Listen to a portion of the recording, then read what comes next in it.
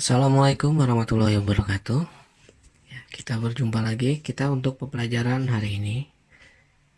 Sebelum pembelajaran dimulai, kita berdoa terlebih dahulu. Berdoa menurut kepercayaan masing-masing. Berdoa dimulai. Doa sebelum belajar.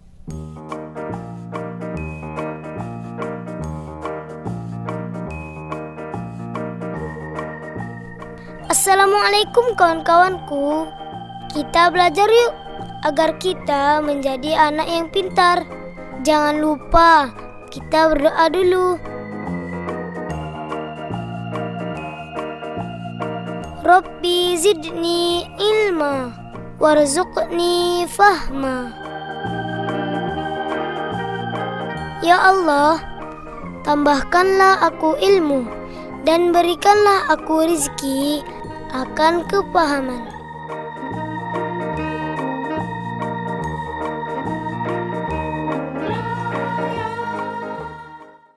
Berdoa selesai. Ya, sekarang kita lanjut untuk pembelajaran tema 1, indahnya kebersamaan. Subtema 2, kebersamaan dalam keberagaman. Pembelajaran kedua.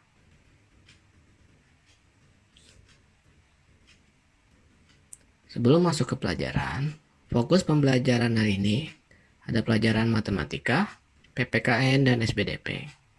Tujuan pembelajarannya: 1. Setelah berdiskusi, siswa mampu mengidentifikasi teknik mengukur sudut dengan satuan baku busur derajat dengan benar. Kedua, setelah mengamati contoh, siswa mampu mengukur benda-benda dengan menggunakan busur dengan cermat. Ketiga, setelah mengamati contoh, siswa mampu mengidentifikasi formasi berdiri tarian bunglon jempa dengan benar. 4. Setelah mengamati contoh, siswa mampu mempraktekkan tarian bunglon jempa formasi berdiri diiringi dengan musik dan hitungan dengan tepat. 5. Setelah membaca teks dan berdiskusi, siswa mampu menjelaskan pentingnya kerjasama dalam keberagaman dengan terperinci. Terakhir, 6. Setelah berdiskusi, siswa mampu menceritakan satu contoh bentuk kerjasama dalam keberagaman dengan terperinci. Kita lanjut, kalian bisa buka buku halaman 86. Sebelumnya, kita sudah banyak belajar tentang indahnya keberagaman budaya Indonesia. Bagaimana cara menjalin kebersamaan dalam keberagaman tersebut? Mari kita gali lebih jauh.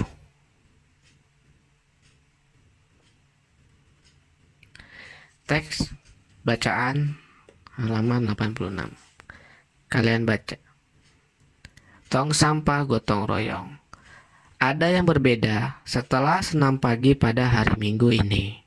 Warga berkumpul dengan berbagai peralatan dan perlengkapan di lapangan kampung. Beberapa drum kosong, bilah-bilah bambu, karung plastik bekas, dan ember bekas tersusun di pojok kiri lapangan. Di pojok lain terlihat tumpukan kaleng cat, kuas, wadah cat, dan beberapa peralatan lain. Apa yang akan dikerjakan oleh warga hari ini? Pagi hari, Pak Made dan keluarganya harus melakukan ibadah pagi terlebih dahulu di pura. Sementara itu, warga bekerja sejak pagi bergotong royong menyiapkan tempat sampah baru. Udin, Siti, dan Edo membantu Pak Ismail dan beberapa warga lain menganyam bilah-bilah bambu menjadi keranjang sampah.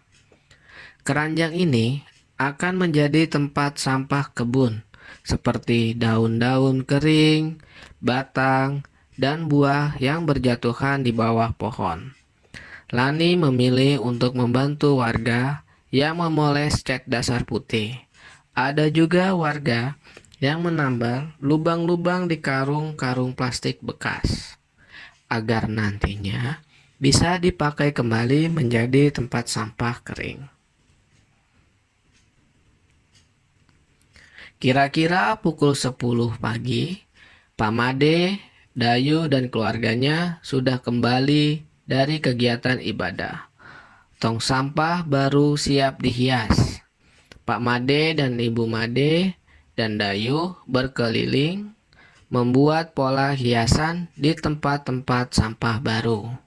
Lani turut membantu Dayu. Setelahnya, warga bergotong royong mengecat dan memperindah hiasan tempat sampah. Sebelum matahari meninggi, sudah ada 12 tempat sampah baru yang dihasilkan warga secara bergotong royong. Drum bekas, ember bekas, karung plastik, keranjang anyam sudah berubah menjadi tempat sampah yang cantik.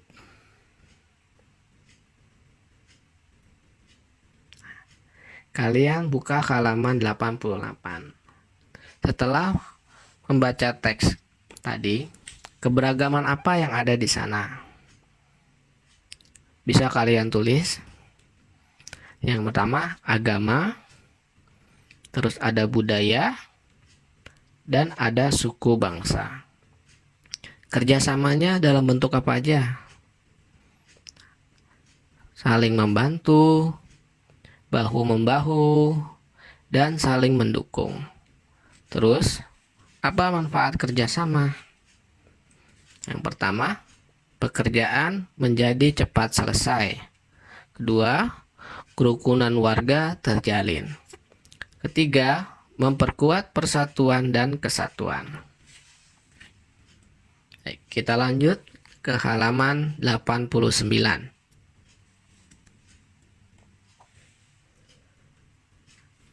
Setelah kalian mengisi grafik, kita jawab bersama pertanyaan berikut. Ini bisa kalian tulis di buku. 1. Apa itu kerjasama? Kerjasama adalah sebuah sikap mau melakukan suatu pekerjaan secara bersama-sama tanpa melihat latar belakang orang yang diajak bekerja sama untuk mencapai suatu tujuan. Yang kedua, apa manfaat kerjasama? Pertama, cita-cita, target, tujuan, maupun keuntungan yang diinginkan akan lebih cepat tercapai. Kedua, memupuk dan menumbuhkan sikap semangat persatuan. Ketiga, pekerjaan yang sedang dihadapi akan menjadi lebih mudah. Keempat, pekerjaan yang sedang dihadapi akan menjadi lebih cepat selesai. Kelima, membiasakan diri menjadi pribadi yang ekstrovert dan gemar bekerja sama. Terakhir, keenam, menumbuhkan rasa persaudaraan yang lebih erat. Nah, 3. Bagaimana cara kita supaya bisa bekerja sama dalam keberagaman? Cara kita supaya bisa bekerja sama dalam keberagaman adalah dengan menghargai perbedaan dan menumbuhkan sikap toleransi. Dengan menghargai perbedaan, agar perbedaan yang ada seperti keanekaragaman budaya, suku bangsa, dan agama di Indonesia dapat menimbulkan keharmonisan dan kedamaian sehingga dapat bekerja sama dengan baik serta menghindari konflik dan pertentangan. Kerjasama merupakan usaha yang dilakukan oleh beberapa orang untuk mencapai tujuan bersama. Bagaimana dengan warga di daerahmu? Apakah mereka juga bekerja sama dalam keberagaman? Ceritakan satu bentuk kerjasama yang dilakukan di tempat tinggalmu. Ini contohnya. Nah, 1. Keberagaman di lingkunganmu. Di lingkunganku, warganya beragam suku dan budaya. Mereka ada yang berasal dari suku Jawa, suku Batak, dan lain-lain. Yang kedua, memberikan satu contoh kerjasama dan menjelaskan sikap yang menunjukkan persatuan dan kesatuan saat bekerja sama. Nah, misalnya, membersihkan lingkungan bersama-sama, menjenguk salah satu warga yang sakit, bekerja sama dalam menjaga keamanan lingkungan, yaitu dengan siskamling. Saling menghormati orang yang berbeda agama. Tidak membeda-bedakan suku, bergotong royong membangun lingkungan sekitar. 3. Apa manfaat kerjasama? Pekerjaan atau masalah yang sedang dihadapi akan menjadi lebih mudah dan cepat selesai. Keempat, kesimpulannya, apa pentingnya persatuan dan kesatuan dalam keberagaman? Pentingnya persatuan dan keberagaman adalah 1. Memperkaya keanekaragaman budaya. 2. Membangun negara yang kaya akan budaya. 3. Membentuk persatuan kebudayaan yang saling melengkapi. 4. Mencegah perpecahan antar suku bangsa. Ini ada di halaman 90. Sekarang kita lanjut ke halaman berikutnya. Kerjasama dalam keberagaman merupakan sikap yang harus dikembangkan.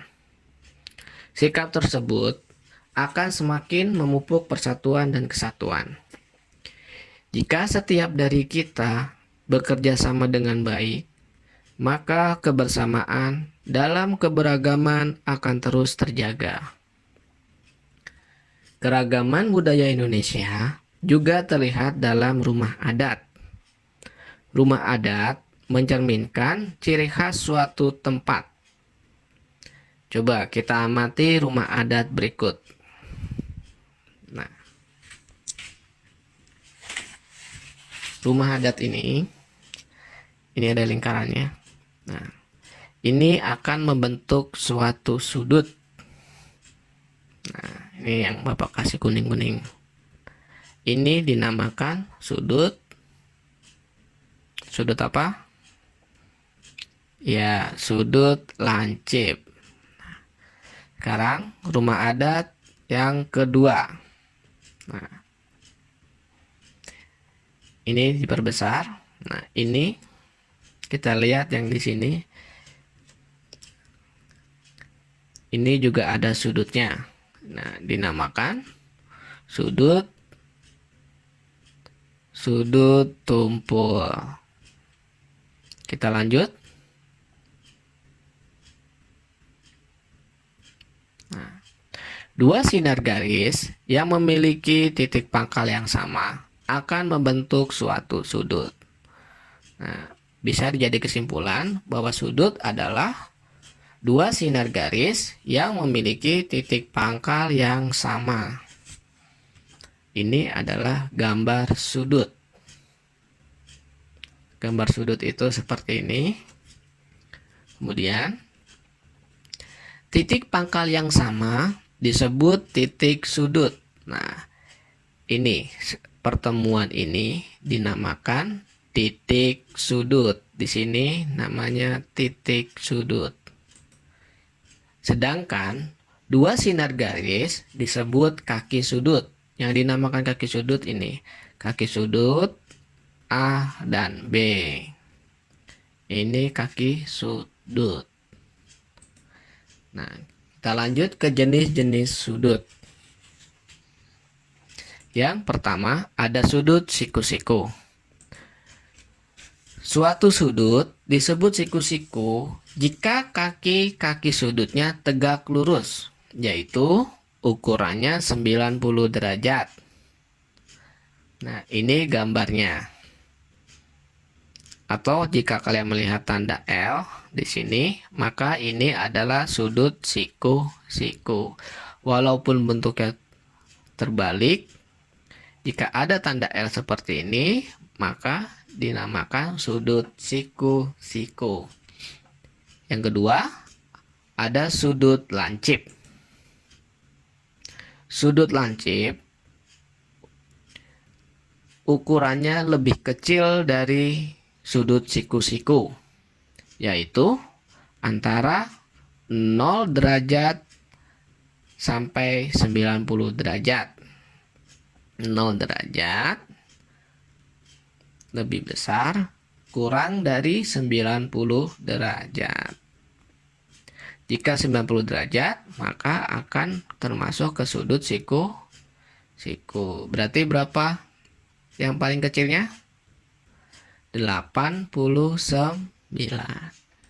Nah, sudut-sudut berikut adalah sudut lancip. Ini contoh gambarnya. Jika 7 derajat berarti sudut lancip. Jika 18 itu berarti kurang dari 90. 70 juga kurang dari 90. Jadi sudut lancip itu antara 0 sampai 90 derajat. Atau bisa dari 1 derajat sampai 89 derajat. Itu dinamakan sudut lancip. Kita lanjut untuk sudut ketiga, yaitu ada sudut tumpul. Suatu sudut disebut sudut tumpul jika ukuran sudutnya lebih besar dari sudut siku-siku, yaitu di antara 90 dan 180 derajat. Ini 90 derajat.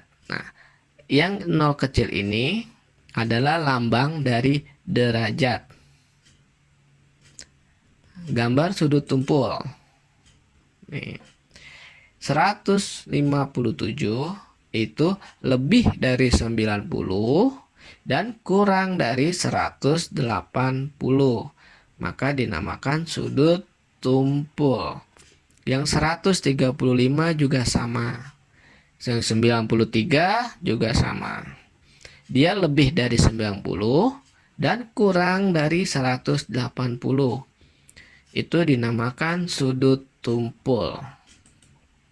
Nah, alat yang digunakan untuk mengukur sudut secara baku adalah busur. Ini adalah gambar busur.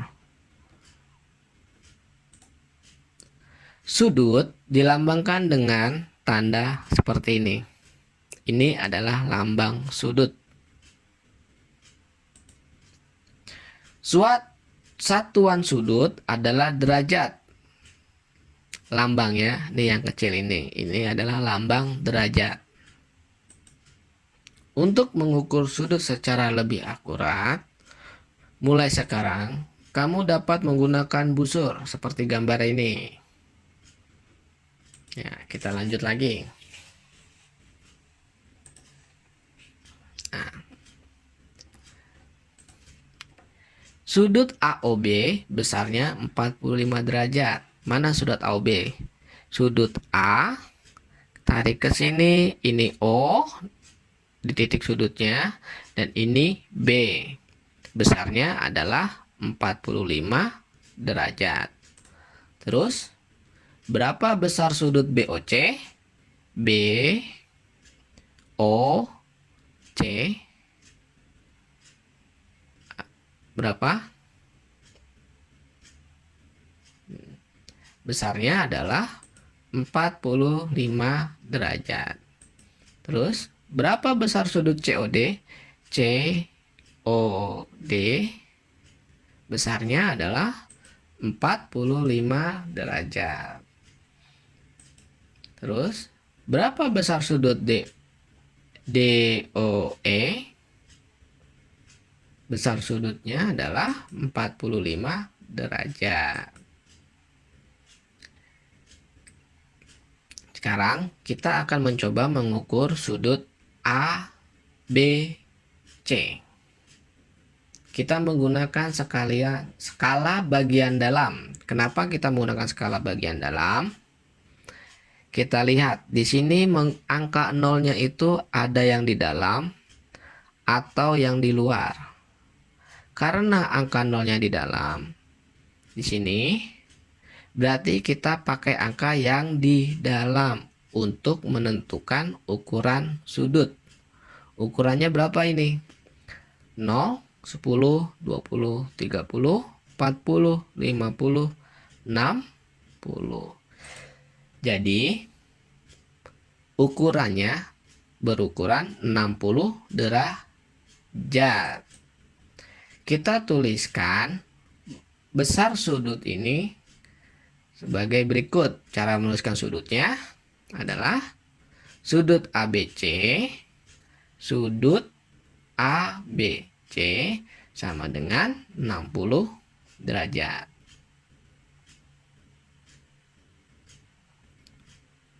Nah, jika ini gambarnya dibalik, misalnya seperti ini, dilihat nolnya. Dari titik sudut ke titik ini, nolnya dia ada di luar apa di dalam.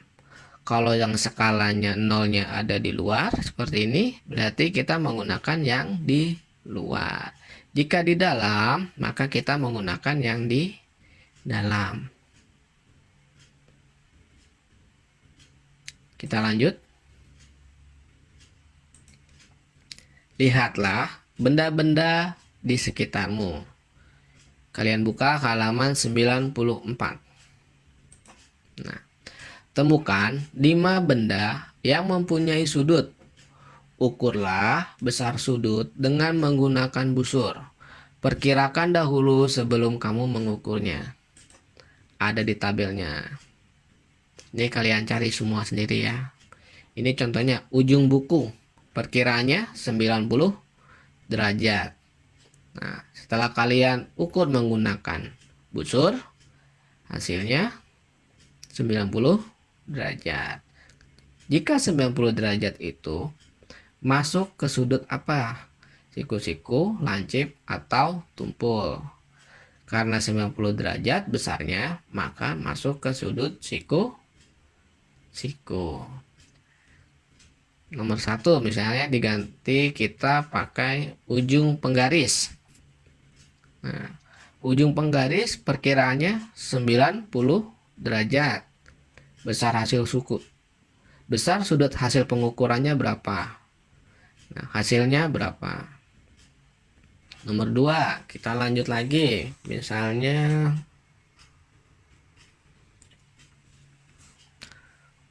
ujung segi penggaris segitiga, jika ada yang punya penggaris segitiga.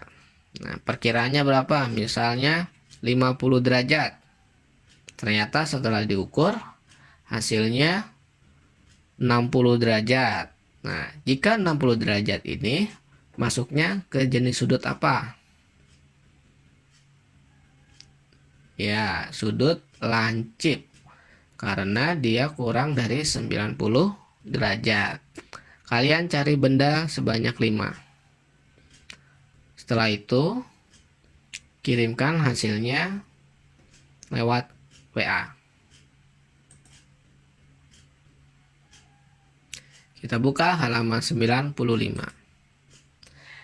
Temukan 3 benda yang memiliki sudut yang sama. Kemudian gambarlah sudutnya. Nah, ada gambar tabel di situ kan. Nama benda pertama misalnya kita isi pintu. Besar sudutnya berapa? 90 derajat. Gambarnya. Nah, jika itu huruf L atau ini tanda kotak ini bisa disebut sudut siku-siku. Yang kedua, buku. Besar sudutnya 90 derajat. Gambar sudutnya seperti ini. Terus yang terakhir, jendela. Besar sudutnya 90 derajat. Gambarnya seperti ini. Nah, karena di sini kita harus menemukan 3 benda yang memiliki sudut yang sama.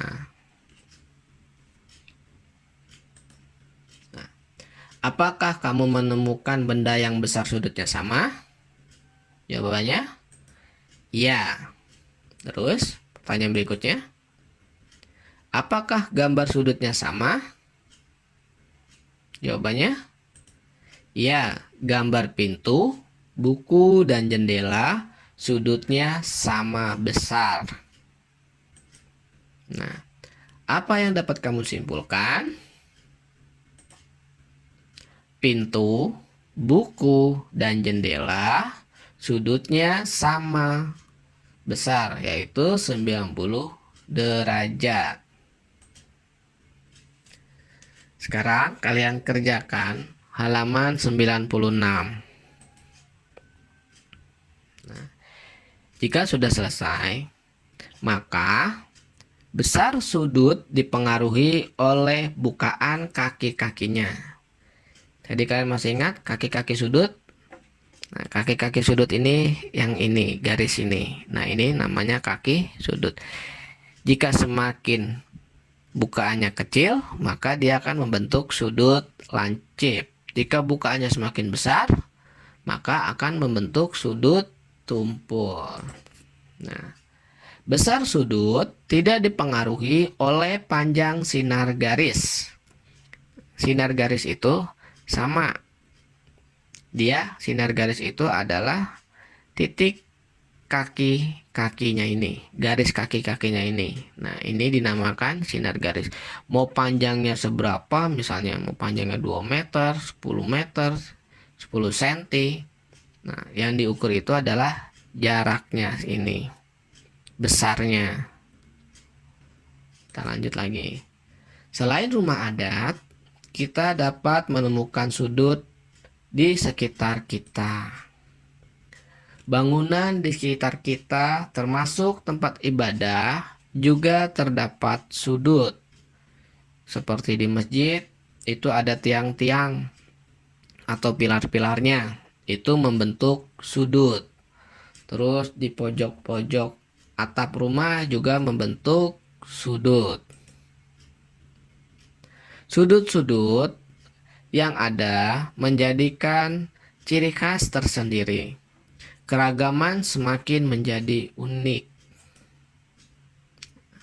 Pembelajaran hari ini cukup sampai di sini. Terima kasih. Jangan lupa komen di bawah jika ada pertanyaan yang tidak diketahui. Saya tutup. Assalamualaikum warahmatullahi wabarakatuh.